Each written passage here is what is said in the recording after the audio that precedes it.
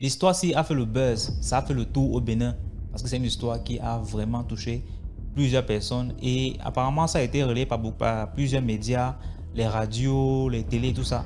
Donc, et je suis venu pour vous faire écouter l'histoire de Marina. Je dis déjà, tous les Béninois vont sûrement connaître ça. Et confirmez en commentaire si vous connaissez l'histoire en commentaire.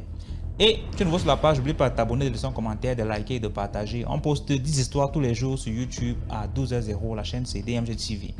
Donc, on fait des directs sur TikTok le mercredi et le vendredi à 20h00 sur oui, TikTok. DMG TV toujours. Donc, écoutez l'histoire attentivement s'il vous plaît. Et si vous connaissez l'histoire, confirmez en commentaire parce que c'est quand vous confirmez aussi qu'on sait que l'histoire est réelle, l'histoire est vraie. Hein? Voilà. Écoutons l'histoire. Likez. Bonjour DMG. Bonjour chers frères et sœurs. Comment allez-vous? J'espère bien par la grâce de Dieu. Ok, l'histoire que je vais vous raconter, c'est l'histoire d'une famille. Ça se déroule au Bénin, précisément à Cotonou.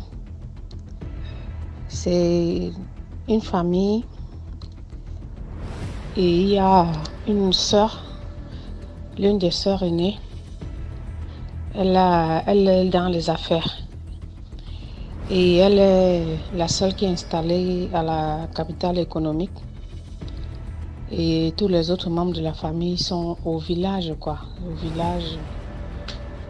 Et elle seule, elle est en ville. Et tu sais, la famille africaine, les enfants aiment souvent aller chez leur tante et parfois chez les oncles pour passer quelques temps. Surtout quand dans une famille, il y a une seule personne qui est en ville.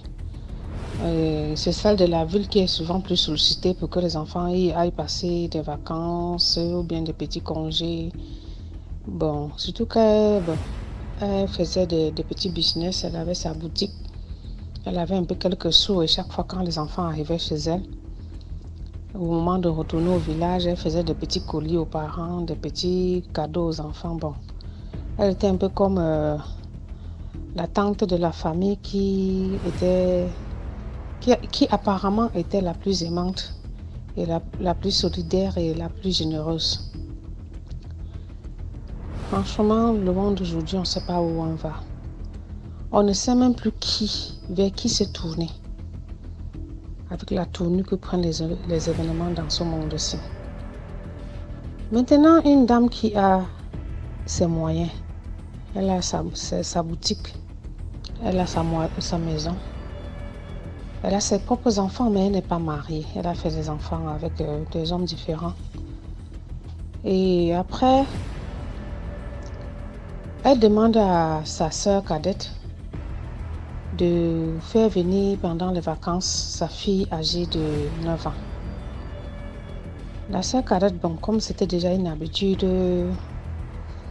tout le monde la sollicitait pour aller en vacances chez elle. Bon, la sœur cadette n'a rien vu d'étrange à ce que sa grande sœur lui demande que sa fille vienne chez elle pendant les vacances. Donc les vacances étaient déjà très proches. Il manquait seulement une semaine comme ça pour les vacances. Elle demande à sa soeur de préparer sa fille de 9 ans. Sa fille s'appelait Marina. Sa fille est arrivée à Cotonou. Dès que la tante la reçoit dans la maison, quelque temps après, une semaine ou trop, dès que la petite est arrivée à Cotonou, une semaine ou trop, la tante informe à tous les membres de la famille que Marina est portée disparue. Elle va, elle prend son argent, elle donne aux parents, elle remet 6 millions à sa petite sœur, que bon, la petite sœur peut utiliser ça pour essayer de mener les enquêtes de son côté. Elle aussi, du côté de Cotonou, elle va mener ses enquêtes. Elle est même pas allée à la tête. Donc, celle qui a reçu, la tante qui a reçu Marina, elle est même allée jusqu'à faire des alertes de disparition. Elle est allée à la radio, elle est allée au commissariat déposer une plainte de disparition pour signaler plutôt dit pour signaler la disparition. Elle a fait des annonces télévisée avec les photos de la petite à l'appui que bon, si vous voyez la petite quelque part, la famille, la recherche, elle laisse ses contacts. C'est ainsi que bon, le temps passe. L'argent qu'elle a remis aux membres de la famille, on a utilisé une partie pour chercher la petite. On a tout fait. Aucune trace de l'enfant. Les jours passent. Aux jours succèdent des mois et aux mois succèdent des années. C'est ainsi que la maman de Marina qui était au village, après beaucoup d'années de recherche, quand elle n'a pas retrouvé sa fille, elle a décidé de faire le deuil de sa fille. Pratiquement 15 ans, elle n'a pas de nouvelles de sa fille. Tout le monde a pleuré le deuil de Marina au village. On a laissé l'affaire tomber. Mais curieusement, la tante qui avait accueilli Marina, elle a commencé à s'enrichir de façon inexpliquée. Au point où elle a envoyé tous ses enfants en Europe. Tous ses enfants. Donc, juste quelques temps après la disparition de Marina, elle a eu de l'argent et elle a même pu envoyer tous ses enfants en Europe en même temps.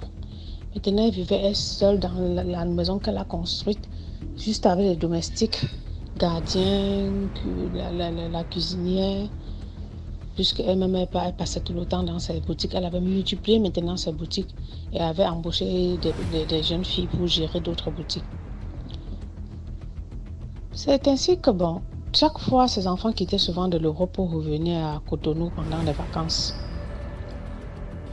Son fils aîné, bon, en Europe même, il n'était même pas si brillant que ça à l'école, hein. Il aimait trop la vie, comme sa mère voulait lui donner tout ce qu'il voulait. Il était un bon flambeur, il passait sa vie en Europe à organiser de petites soirées entre amis. Moins de choses, il bip sa mère envoie l'argent. Moins de choses, il bip sa mère envoie l'argent. Donc c'est comme ça qu'elle éduquait ses enfants. Les enfants devraient souffrir de rien. Ils devraient avoir tout à leur portée. Voilà donc que les enfants sont venus en vacances chez elle. Étant maintenant dans la maison qu'elle avait fait construire, elle était dans sa chambre, une très grande chambre, mais tout le temps, elle n'aimait pas que les gens rentrent dans sa chambre.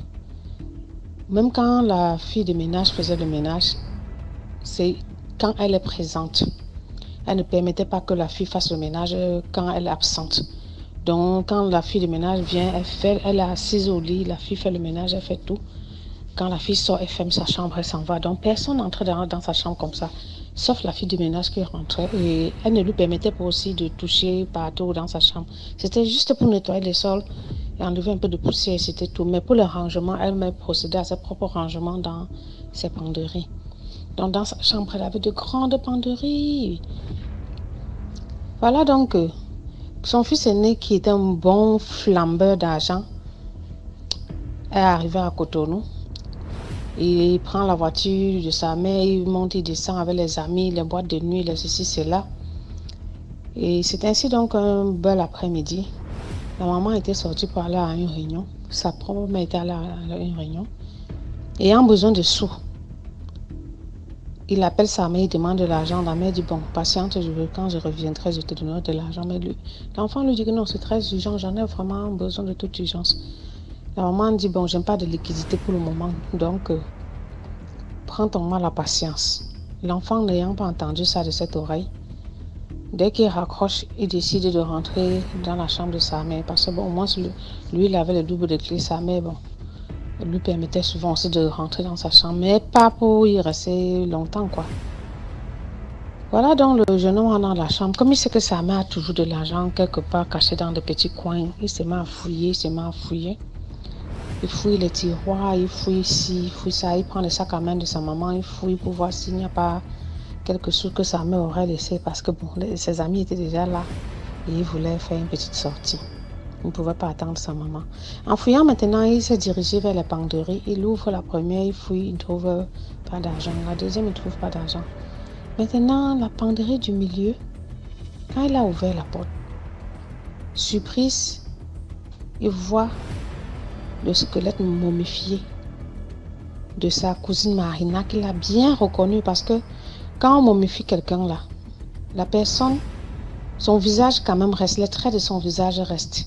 même si la personne est desséchée, mais quand même, si tu as connu la personne à l'époque de sa disparition, même si la personne a desséché jusqu'à quel degré, tu peux quand même reconnaître les traits de son visage. Dès qu'il a ouvert la penderie de sa mère dans sa chambre, il a vu la petite plancher debout dans la penderie. Dans la penderie. Elle était debout dans la penderie. Quand il a vu avec la surprise, il a seulement crié « Marina !» À peine il prononce le nom de la petite comme ça, les billets commencent à sortir de la bouche de l'enfant et ça a rempli la chambre. C'est ainsi qu'il a alors découvert le secret de sa maman. Donc la maman avait pris sa nièce.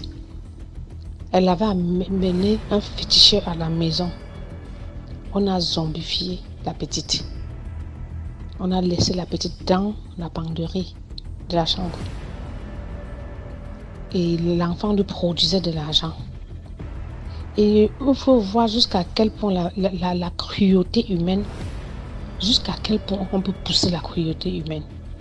Tu fais venir ta nièce, tu la momifies, tu la mets dans une penderie, elle te produit de l'argent. Et pendant que ta petite soeur pleure son enfant disparu, c'est toi qui prends encore de l'argent pour remettre à toute la famille d'aller faire des recherches pour retrouver la petite. Pourtant, toi, tu sais que la petite est dans ta penderie.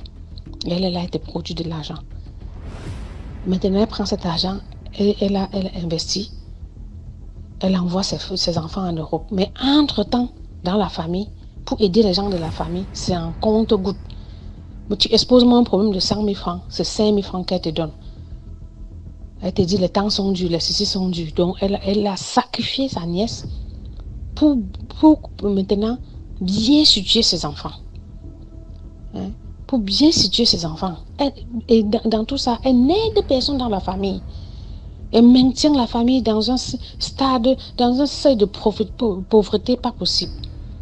Elle aide déjà en compte-gouttes seulement, à peine même de quoi survivre. Mais tout ce qu'elle amasse sur la nièce qu'elle a zombifiée, on appelle ça zombifiée ou momifiée, elle prend ça pour s'occuper uniquement d'elle, faire sa belle vie, voyager, partir, aller partout, dire qu'elle va à Dubaï payer les marchandises, aller en Turquie payer les marchandises, alors que c'est sa nièce qui lui produit de l'argent, sa nièce qu'elle a sacrifiée, qui est dans sa penderie, qui lui produit de l'argent. C'est pour ça que franchement, la moralité de cette histoire-ci, maintenant là, ça ne vaut même plus la peine d'envoyer les enfants chez certaines personnes en vacances. Celui qui te veut du mal n'est jamais loin. Ta propre soeur tue ton enfant et elle vient encore jouer les bonnes samaritaines pour vous aider à retrouver l'enfant qu'elle a bien caché dans sa penderie. À la longue, on va encore faire confiance à qui même? En qui est-ce qu'on va encore faire confiance? Si même dans la propre famille, dans la famille, on se fait du mal jusqu'à ce degré.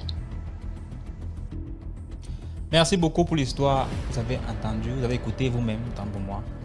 Dites-moi ce que vous pensez en commentaire. L'histoire Marina, là, c'est pas la première fois que j'écoute ça. Hein.